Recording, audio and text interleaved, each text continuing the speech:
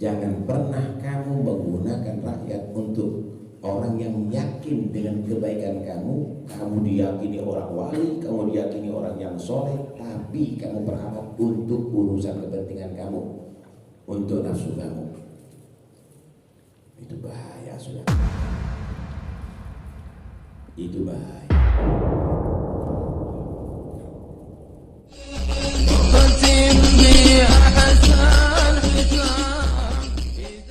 Assalatu wassalamu ala Rasulillah Sayyidina Maulana Muhammad bin Abdullah wa ala alihi wa sahbihi wa man walahu la hawla wa la quwwata illa billah.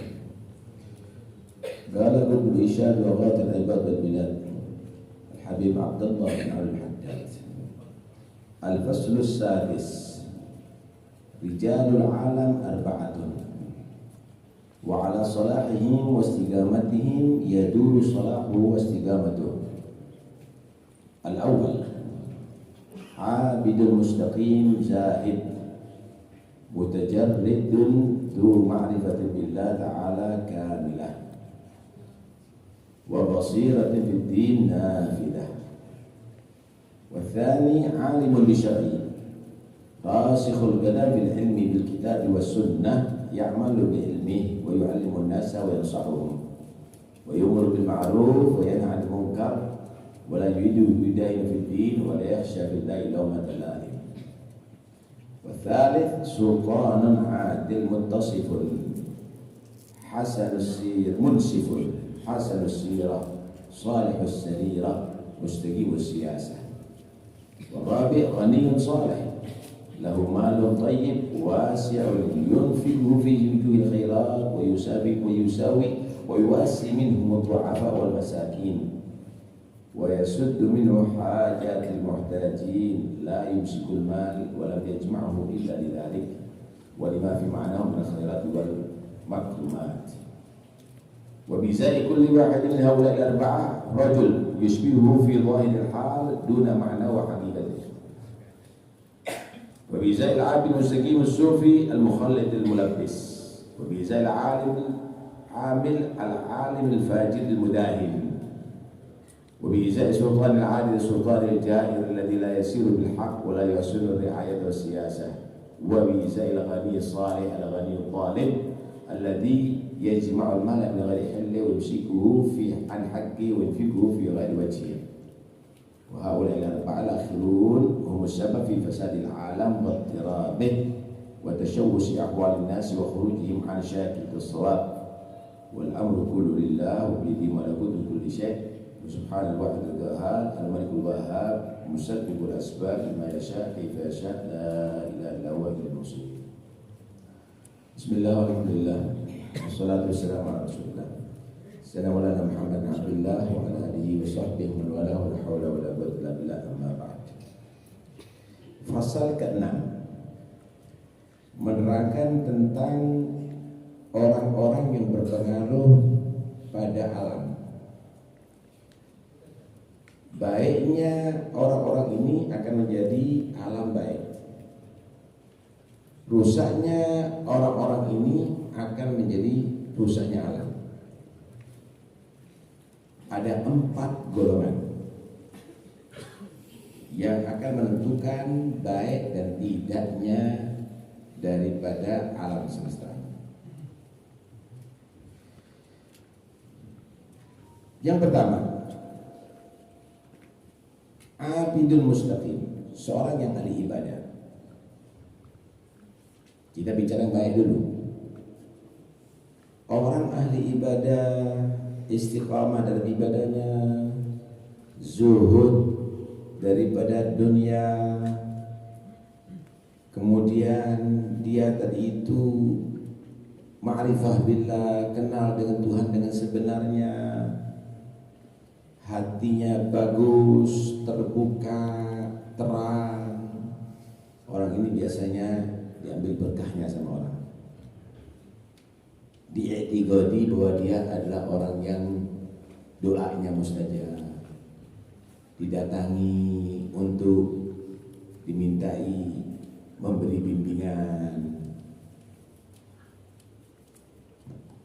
Yang kedua, alimun bisyariat, orang yang punya ilmu tentang syariat. Ilmu tentang syariat, ilmu agama, kuat ilmunya terhadap Al-Quran, hadis, paham. Dia mengamalkan ilmunya, mengajarkan manusia ilmu tadi itu, menasihati manusia, memberikan petunjuk kepada manusia, menegakkan dengan dasar ilmunya amar ma'ruf dan nahi munkar. Dia tidak pernah menjadi pencilat dalam urusan agama. Dia berkata yang hak sekalipun harus menanggung risiko dicaci oleh manusia sekitarnya. Dia tidak pernah takut di dalam membela agama Allah Subhanahu wa ta'ala. Ini yang kedua. Yang ketiga, pemimpin yang adil, yang dia adalah peduli terhadap kemakmuran daripada rakyat, bagus akhlaknya, baik hatinya, dan lurus dalam berpolitik. Yang keempat, orang kaya yang soleh. Dia punya harta halal banyak, tapi bukan hanya sekedar untuk disimpan di bank, tapi dia infakkan dalam perbuatan-perbuatan kebaikan. Perhatian dengan orang-orang yang lemah, orang-orang miskin. Dia penuhi hajat-hajat orang yang memerlukan. Dia tidak menyimpan harta dan mengumpulkannya kecuali untuk dia menginfakkan, kecuali untuk dia melakukan amal soleh. Nah, kalau kita ketemu 4 orang ini semuanya begitu, kira-kira gimana? Makmur ini alam. Hah?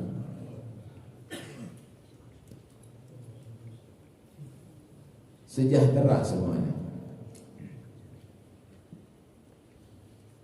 Banyak orang yang wali, yang soleh, yang kita mintai doa, kita musyawarah dengannya. Yang alimnya, alim yang soleh, mengamalkan ilmunya, tidak duniawi, mengajarkan kepada manusia tanpa pamrih, amar ma'ruf nahi munkar dilakukan, tidak pernah menjadi pencilat urusan agama, selalu dalam yang hak, sekalipun harus menanggung risiko. Kemudian pejabatnya adil, bagus dalam berpolitik, kemudian dicintai oleh rakyatnya, kemudian dia tadi itu peduli dengan keadaan rakyat. Yang kaya juga begitu, cara kerjanya halal, kemudian bukan dia memperbanyak harta, tapi menggunakan hartanya untuk memperbanyak amal. Kira-kira kalau sudah demikian, 4 golongan ini gimana keadaannya? Hebat sudah, baik semuanya ini orang. Kita balik sekarang. Kita balik 4 golongan, kita balik. Yang ditokohkan, yang diajak musyawarah, yang diziarahi adalah bukannya orang yang istiqomah, bukan orang yang ibadahnya benar, bukan orang yang zuhud, tapi justru orang yang selalu memanfaatkan orang lain untuk kepentingan pribadi. Orang berkepentingan aja. Yang alimnya bukan alim yang mengamalkan ilmu, tapi orang alim yang zalim, yang cinta dengan dunia, yang menjual beli agama, dan dia menjadi pencilat. Kalau perlu menghukum haram akan jadi halal, asal ada bayarannya.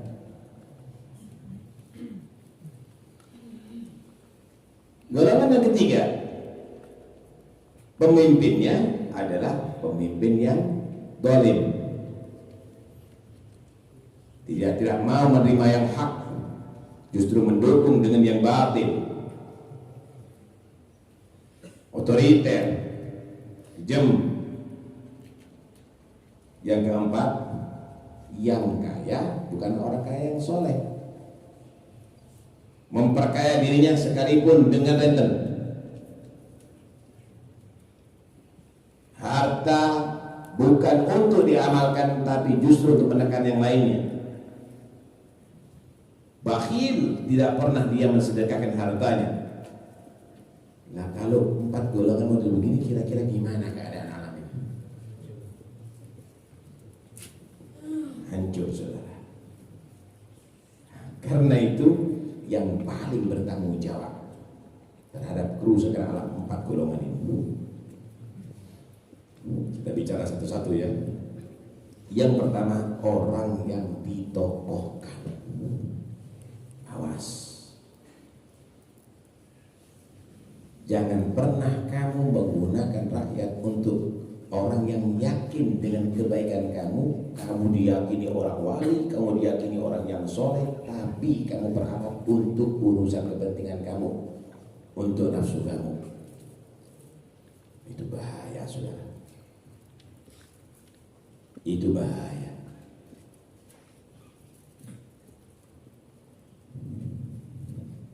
Memang kita harus cari guru, cari kriteria guru, cuma harus ada. Guru itu minimal yad'uka ilallah bi fi'lihi qabla maghalib, mengajak kamu untuk kembali ke ajaran Allah dengan perbuatannya sebelum ucapannya. Lihat pakaiannya, lihat istiqomahnya, lihat akhlaknya. Orang sudah bisa kembali ke jalan Allah. Masya Allah. Ditiru, orang akan benar. Perbuatannya itu ditiru, kelakuannya ditiru, sikapnya ditiru, orang akan benar jadi sesuai dengan ajaran Allah sebelum ucapannya. Bukan pintar ngomong tapi perbuatannya ngaco, jadi fitnah. Masya Allah, kalau ceramah enaknya, tapi ketika duduk cerita perempuan, ketika duduk cerita duit, cerita pekerjaan, ini tidak bisa dijadikan panutan, saudara. Tidak bisa dijadikan panutan. Karena itu asy-syaikhul muqtadabi, guru yang menjadi panutan, yaitu yang mengajak kamu kembali ke ajaran Allah dengan perbuatannya sebelum ucapannya. Ada Syekhul Kamil.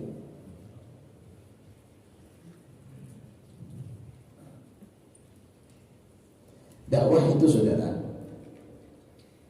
ada 3 macam. Ada dakwah bil qaul, ada dakwah bil fi'al, bil aqwal wa bil fi'al wa bil ahwal. Dakwah dengan ucapan,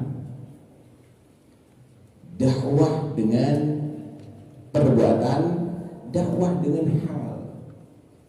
Orang-orang dulu diam, tapi orang melihat langsung tobat yang maksiat. Kenapa? Hatinya sudah berdakwah, peduli dengan orang Islam, pingin orang Islam itu kembali ke jalan Allah.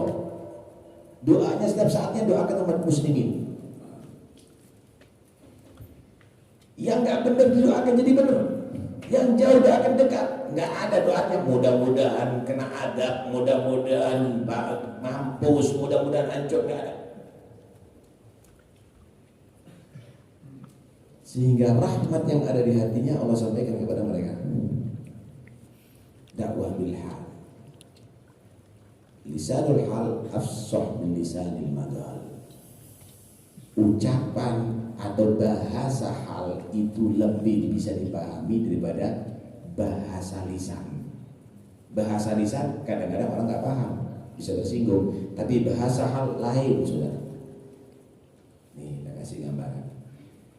Kadang-kadang orang kalau nyuguhi tamu tersinggung kan? Makan. Makan. Orang tersinggung sudah.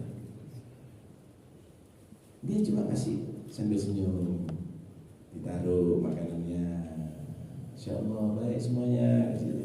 Nggak nyuruh makan, tapi orang senang.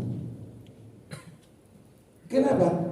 Tanpa ucapan, dengan sikap, dengan hati yang baik akan membuka hati dia untuk menerima, saudara.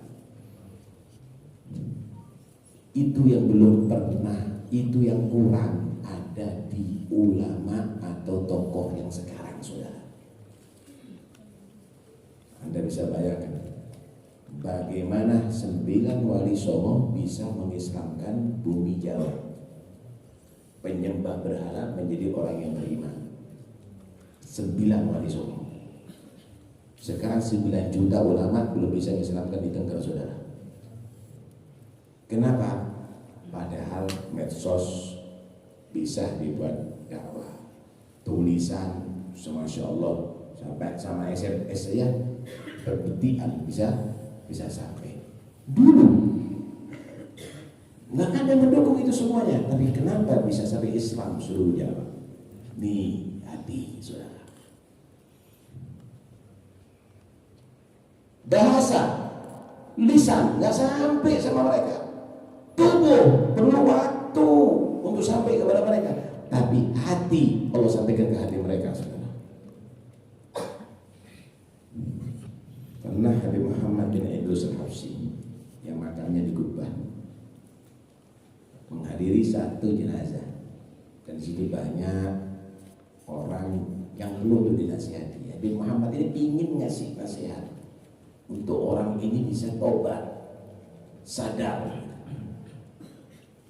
Di situ ada Habib Abu Bakar bin Umar bin Yahya yang lebih tua daripada beliau. Tapi Habib Muhammad ada, tidak mau bicara kecuali kalau diperintah Habib Abu Bakar bin Umar bin Yahya. Habib Abu Bakar bin Umar bin Yahya yang ngasih perintah, sampai bubar itu majlis. Tapi hati Habib Muhammad, mudah-mudahan orang-orang ini sadar dengan kejadian ini. Mudah-mudahan mereka kembali ke ajaran yang benar. Setelah bubar majlis, Habib Abu Bakar bin Umar bin Yahya mengkasyaf, berkata kepada Habib Muhammad bin Idrus Al-Habsyi, ya Muhammad, ma fi qalbik awsallahu ila qulubihim. Muhammad, yang ada di hati kamu, karena hati kamu itu benar, jujur, bersih, Allah sampaikan ke hati mereka tanpa bicara kamu.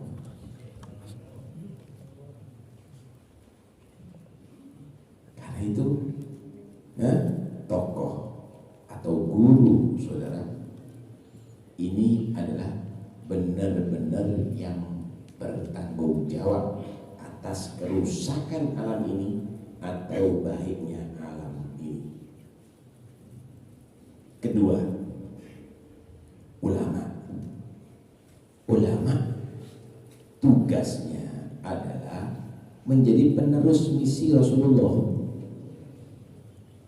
mengajarkan yang hak, menyampaikan yang hak. Bukan mereka tadi itu untuk memaksa manusia untuk jadi baik, enggak. Sampaikan yang hak, selesai.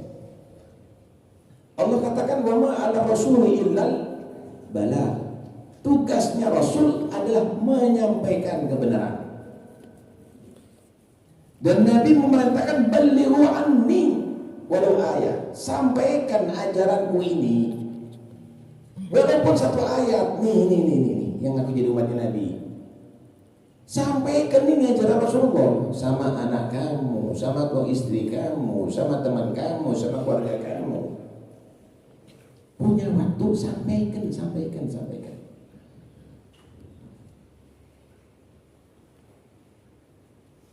Mereka para ulama punya misi itu, tapi tidak boleh ada tendensi untuk popularitas. Tidak boleh tendensi untuk duniawi. Dia melakukan sebagaimana tugas. Saudara, kalau Anda belajar ilmu kedokteran, bisa bibul. Jadi ilmu kedokteran dijadikan untuk cari kekayaan. Kalau Anda belajar ilmu arsitektur, boleh jadi ilmu itu dijadikan untuk mencari kekayaan. Kenapa? Karena itu ilmu duniawi. Tapi kalau Anda belajar agama, Anda gunakan untuk mencari kekayaan, itu gak benar. Kenapa? Karena itu bukan ilmu duniawi. Hati-hati. Ulama harus mengamalkan ilmunya dan harus zuhud, tidak tertipu dengan urusan dunia. Kita harus paham arti seorang yang disebut alim atau golongan ulama. Minimal ulama itu adalah ahlul khasyah, orang yang takut kepada Allah. Innama yakhshallaha min ibadihil ulama. Ahlul khasyah, orang yang takut kepada Allah. Takut kepada Allah itu bukan berarti gemeter, stres, jerat-jerit, tidak bisa tidur, bukan. Takut sama Allah artinya tidak melanggar ajaran Allah, tidak maksiat kepada Allah. Ada takut sama Allah. Melakukan yang wajib, meninggalkan yang dilarang oleh Allah. Apalagi kalau nyontoh kepada Nabi, lagi sudah. Ulama yang demikian tidak berharap kecuali Tuhannya. Tuh lihat bagaimana Rasulullah sabar, telaten, dilempari batu, tak putus asa, dituduh tukang sihir, dituduh orang gila, dicaci-caci, tidak putus asa, tetap dia berdakwah kepada Allah. Malah suruh ngomongkan, "Qul la as'alukum alaihi ajran illa mawaddatul qurba." Katakan Muhammad, aku nggak ingin digaji, dibayar, dibalas. Kalaupun mau balas, balaslah kepada keluargaku, sikapi dengan baik.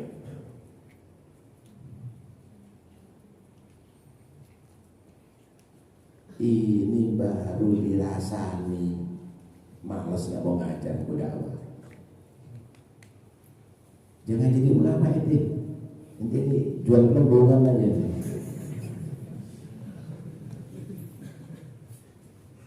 Biasa itu begitu biasa. Dan tidak boleh ulama menjadi penjilat. Dengarkan baik-baik. Kelompok ketiga itu umarok, pejabat pemerintah, adik. Saudara, Allah itu berikan dua, ilmu agama dan akal. Ilmu agama dan akal. Akal ini untuk mengatur duniawi.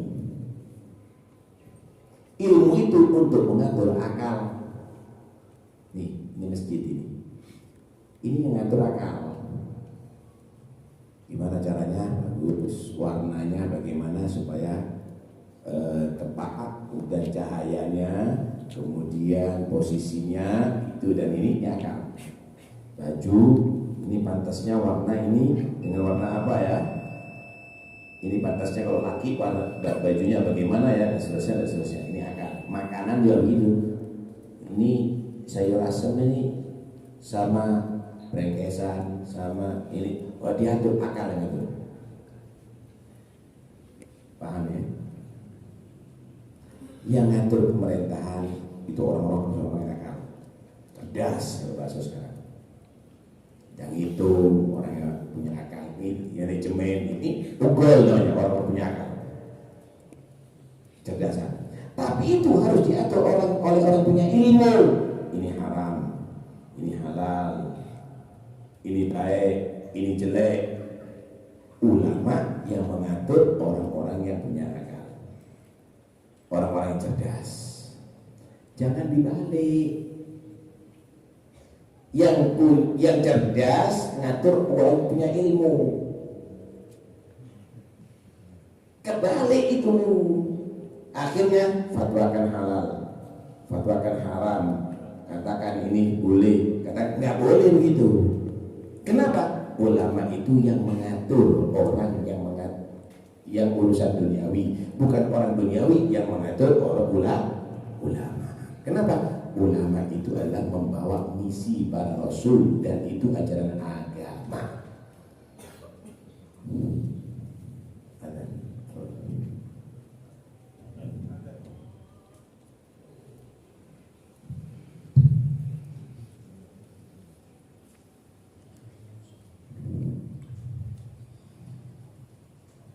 Allahu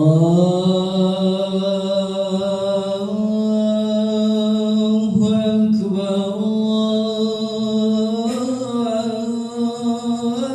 Allahu Akbar.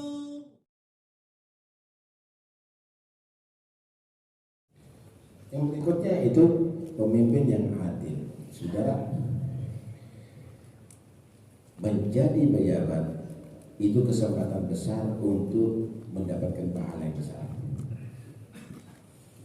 Karena itu, ketika seorang pejabat dia tidak terlena dengan urusan duniawi, tapi dia gunakan untuk melakukan keadilan, maka pahalanya sangat besar. Nabi menggambarkan ini, Nabi berkata begini, la yaumun min imamin adil afdalu min ibadati sittina sana. Sehari waktu daripada pemimpin yang adil itu lebih afdal, lebih utama, lebih gede pahalanya daripada beribadah selama 60 tahun sehari. Karena itu ketika Nabi menerangkan 7 golongan yang akan mendapatkan naungan arsy Allah di hari kiamat yang tidak ada naungan kecuali naungan arsy Allah. Sab'atun yudhilluhum Allahu fi dhillihi yauma la dhilla illa dhilluh. Pertama menyatakan imamun adil, pemimpin yang adil. Apakah keadilan itu? Keadilan dalam bahasa agama yaitu yang sesuai dengan aturan Allah pencipta alam semesta. Itu keadilan. Sesuai dengan aturan Allah Subhanahu wa taala. Kesempatan. Nah, dan itu Allah di umat Muhammad ini Allah jadikan ada contoh-contoh pemimpin yang adil.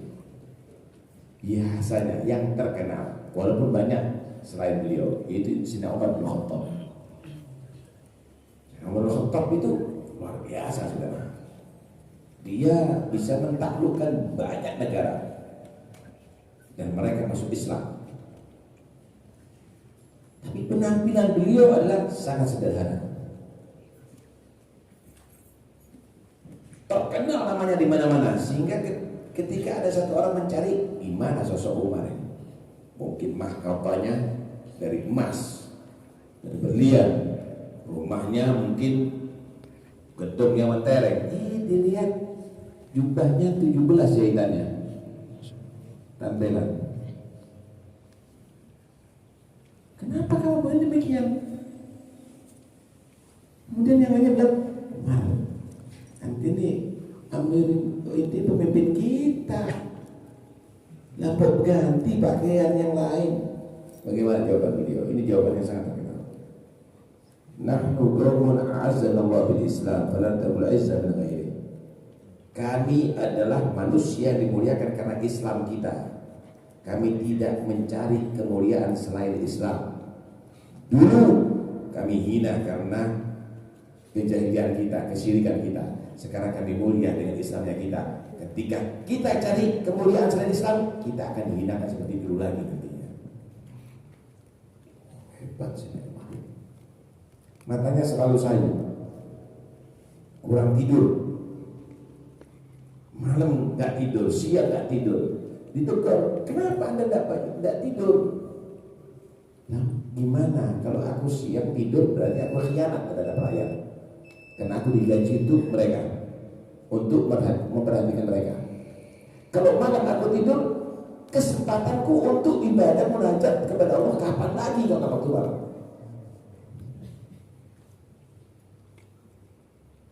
Kadang-kadang malam hari keluar sedang Umar sendiri tanpa ada pengawalan. Untuk apa? Untuk meneliti siapa rakyatnya yang tidak diperhatikan oleh bawahannya, oleh staf-stafnya, oleh wuzara, oleh pejabat-pejabatnya.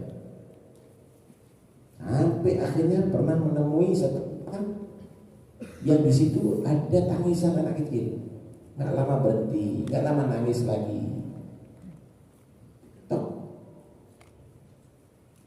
diketok. Seorang ibu di situ ada anak-anaknya lagi tidur. Bu, kenapa anaknya nangis-nangis? Apa sakit? Enggak, anak gue ini kan lapar tidur. Nangis karena lapar. Oh, ibu masak? Enggak. Itu apa, Bu? Tengkunya hidup, ada pancinya, dibuka batu. Loh, apa ini, Bu? Nah, untuk hiburan aku nggak ngerti. Kalau saya bilang masih belum mateng, nah tidur aja dulu. Nanti kalau bangun saya ramu. Bu, kenapa kok begini keadaannya? Ya tanya pada pemimpinnya. Aku seorang janda, ini anak yatim. Mau apa aku sekarang? Duduk si Nomor, pulang saya Nomor. Langsung ambil beberapa karung gandum, dipikul sendiri. Waktu itu ada Abbas. Mar, anu apa nih? Biar aku yang bawa, biar orang lain yang bawa, katakan. Jangan ikut campur. Aku berharap aku bawa di atas punggungku menjadi saksi bahwa aku perhatian sama rakyatku. Biar punggungku tidak membawa dosa karena aku lalai terhadap mereka. Wah, begitu. Alhasil karena itu kalau Anda sampai sekarang kalau ada pemimpin yang adil itu pas dijuluki Umar. Dijuluki Umar radhiyallahu anhu. Yang terakhir yaitu orang yang kaya soleh. Saudara, orang yang kaya itu bukan kaya banyak duitnya, tapi manfaat hartanya. Kalau hanya sekedar banyak duitnya, Korun kaya, Fir'aun kaya, yang banyak manfaatnya. Karena itu, kalau orang jadi kaya tapi bakhil itu menjadi musuh Allah. Itu surga. Kata Nabi, Darul Ashiya itu tempatnya orang-orang yang loman, yang kikir-kikir nggak masuk surga itu. Nggak benar orang kikir, saudara. Nggak benar.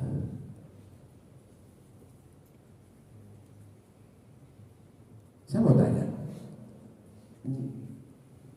harta kamu itu yang mana sih? Kamu merasa memiliki harta itu mana?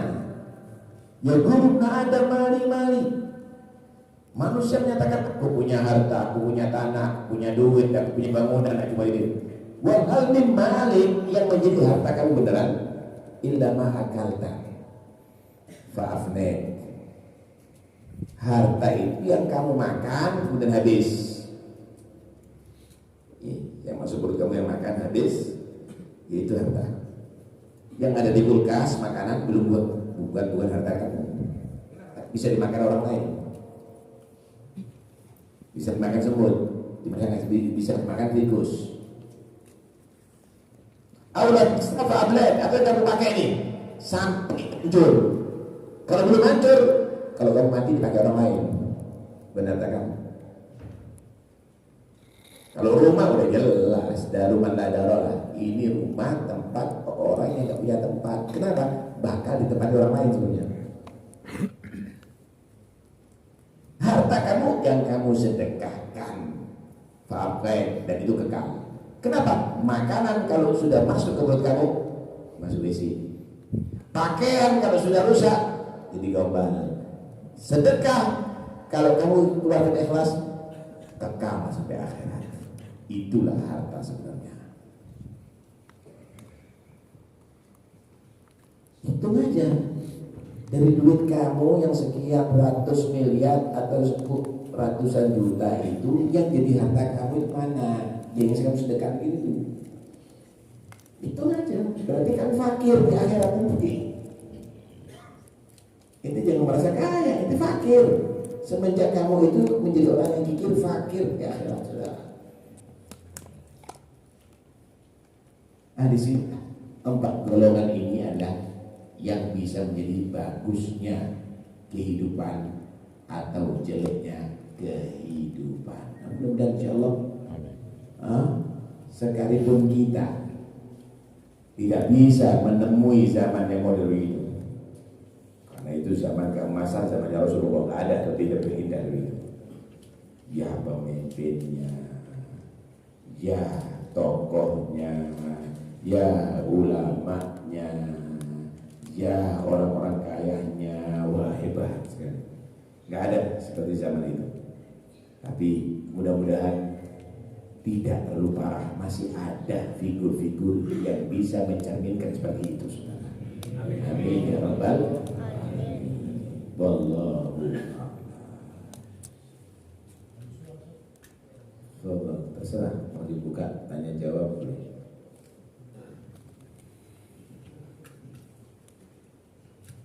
Ustaz, Ana Afwan mau tanya sekarang ini kondisi sekarang ini Ustaz.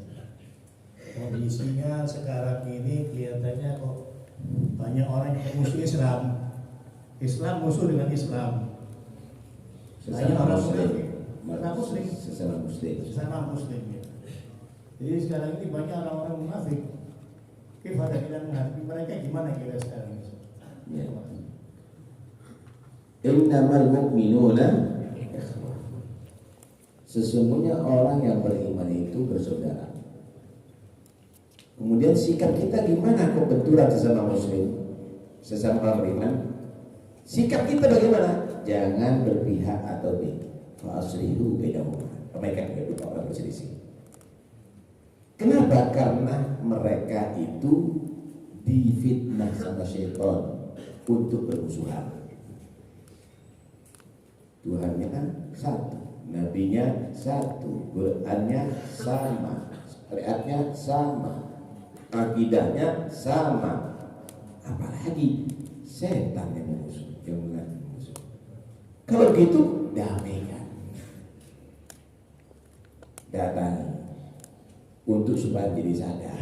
Jangan kamu teruskan. Musuh kamu itu syaitan yang tidak ridho dengan persatuan kamu. Ini adalah cara yang paling bijaksana. Jangan mengeblok orang untuk bermusuhan satu sama lain. Wala ta'awanu 'alal itsmi wal 'udwan. Jangan kamu membantu manusia untuk melakukan perbuatan dosa, untuk melakukan pelanggaran agama, untuk melakukan permusuhan. Yang musuh beneran adalah syaitan. Inna syaitana lakum aduwwun fattakhiduhu aduwwa.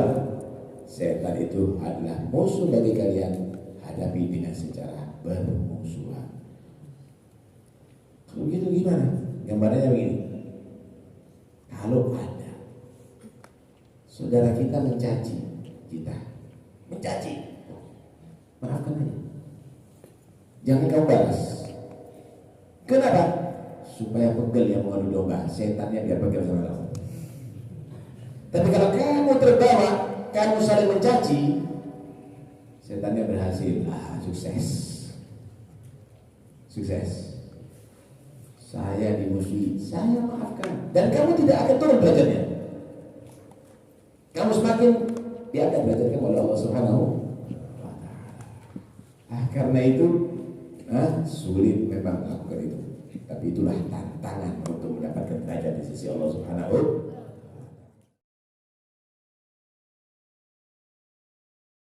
Assalamualaikum warahmatullahi wabarakatuh. Tadi Habib telah menyampaikan bahwa dunia akan indah jika ada 4 golongan. Gitu ya. Dunia akan indah jika ada 4 golongan. Dan di antaranya adalah Ya, 4 golongan itu kalau baik, ya, ini akan indah. ya, Yang kalau jelek, ini akan jelek. ya. Di antaranya adalah bila ada pemimpin yang adil. Gitu juga. Hmm. Pertanyaan saya adalah di DPR atau di sana ada sebagian ulama. Mungkin akhir ada suara umat Islam. Pertanyaan saya adalah apa nggak marah sebenarnya? Apa nggak marah dengan apa yang disampaikan Nabi?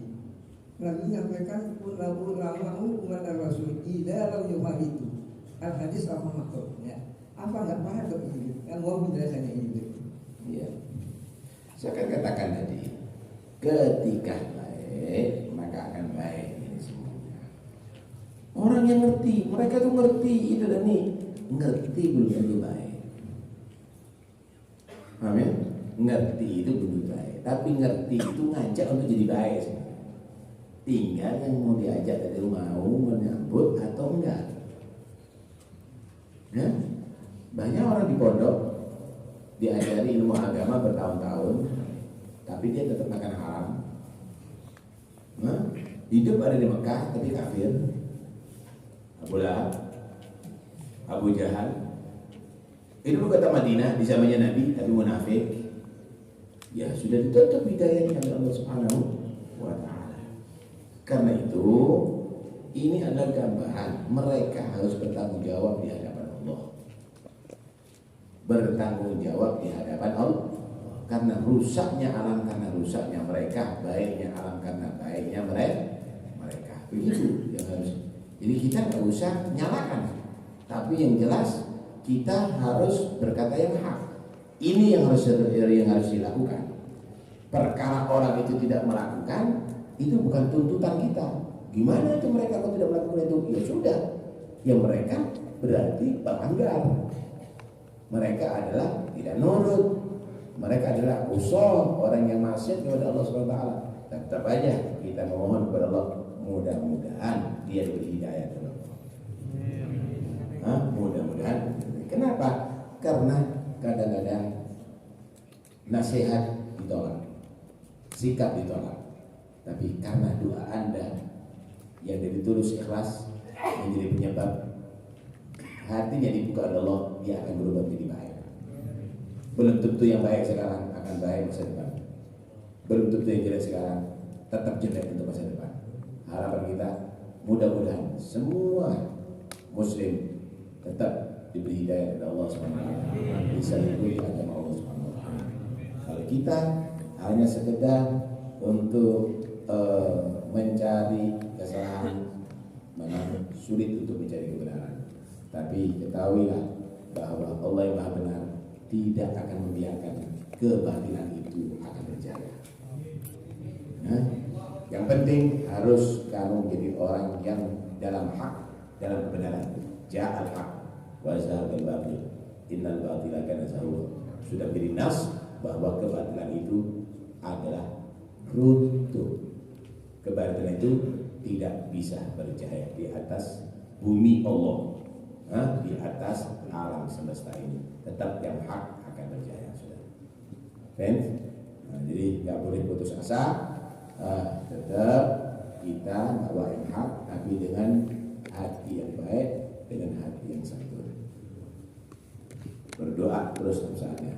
Nas'aluka wa yuhim al-adla kay nastaqim ala hudakal qawin wa la nuti'ul la'in. Kita berdoa, ya arhamar rahimin, ya arhamar rahimin, ya arhamar rahimin, farij 'alal muslimin. Nikmat jadinya. Amin. Assalamualaikum warahmatullahi wabarakatuh. Mau nanya, Habib, bagaimana caranya menumbuhkan rasa takut di hati kepada Allah Subhanahu wa Ta'ala? Sebab kita itu sering diceritakan oleh guru-guru kita itu tentang neraka, adab Allah yang sangat pedih. Tapi masih saja kita itu sering melakukan maksiat, melakukan pelanggaran dari aturan-aturan Allah, karena mungkin kurangnya rasa takut kepada Allah Subhanahu wa taala. Sedangkan kalau kita mendengar cerita tentang orang soleh itu katanya mendengar nama Allah saja itu bergetar dia, saking takutnya kepada Allah Subhanahu wa taala. Nah, untuk mendapatkan rasa takut yang seperti itu, bagaimana usahanya Anda? Mohon jawabnya Anda.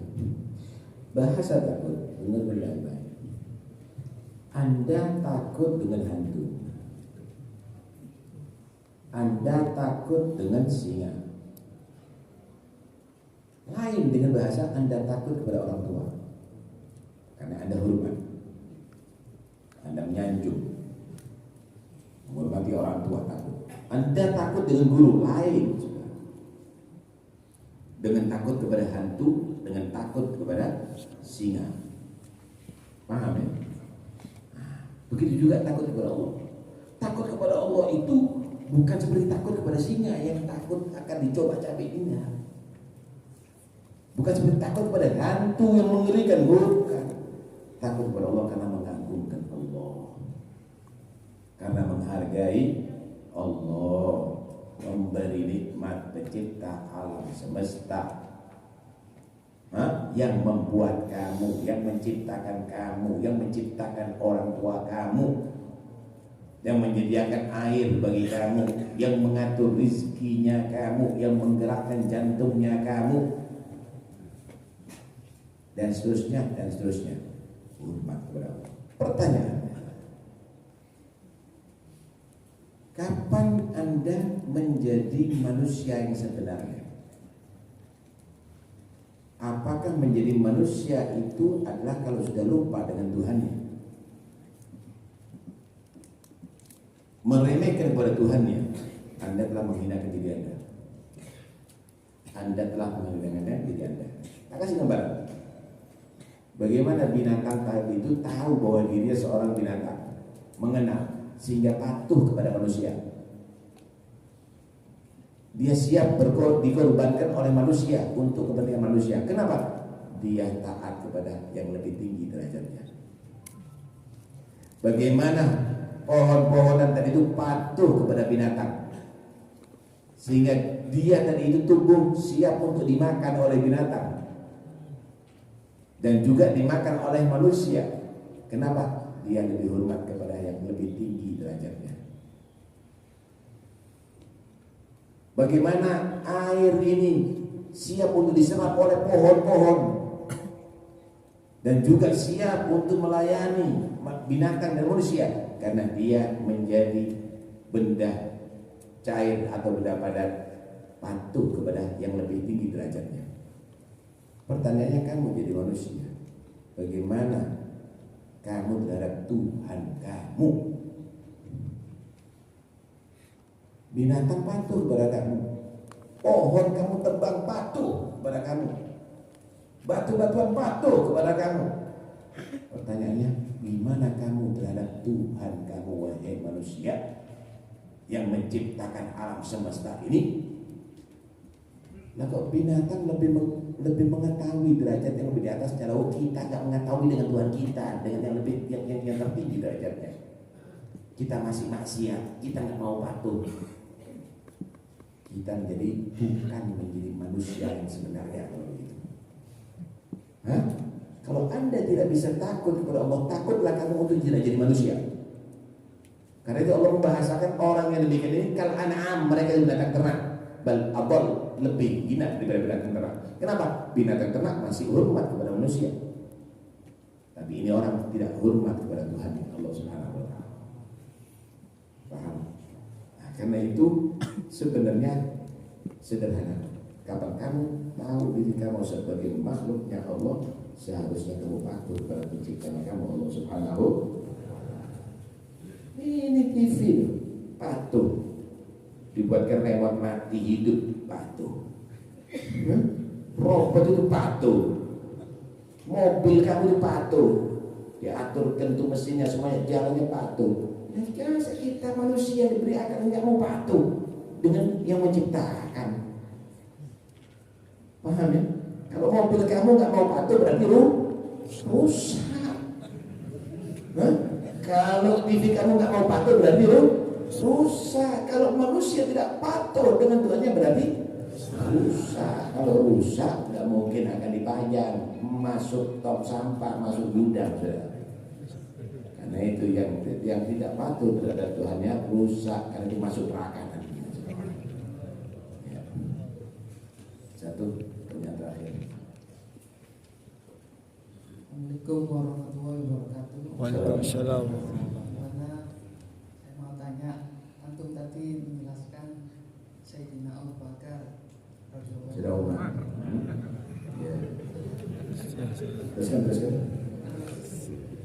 Dari semua sahabat 124.000 sahabat, gimana cara kita agar iman kita sempurna seperti para sahabat? Itu pertanyaan saya. Ya. Gimana kita bisa menjadi sempurna sahabat? Gini loh. Allah ciptakan ada orang-orang pilihan, di antaranya para sahabat Rasulullah, untuk kita tiru. Ya, untuk kita tiru. Nah, kalau kita bisa meniru 100%, maka itu adalah sempurna. Tapi kalaupun kita meniru walaupun sedikit, meniru dengan kesempurnaan itu adalah termasuk satu kemuliaan. Jadi mereka tadi itu memang diciptakan untuk menjadi contoh kepada kita. Nabi contoh semuanya. Sahabat adalah contoh manusia yang contoh Nabi. Para aulia adalah mereka contoh orang-orang yang mencontoh kepada Nabi. Mereka juga menjadi contoh bagi kita. Kita kasih gambaran. Guru itu adalah contoh kepada murid. Sehingga murid harus patuh diatur sama guru. Murid yang sukses, yang lama itu menjadi contoh murid-murid yang baru. Terus demikian. Di antara umatnya Nabi Muhammad ada mereka jadikan orang-orang pilihan menjadi contoh-contoh untuk generasi berikutnya.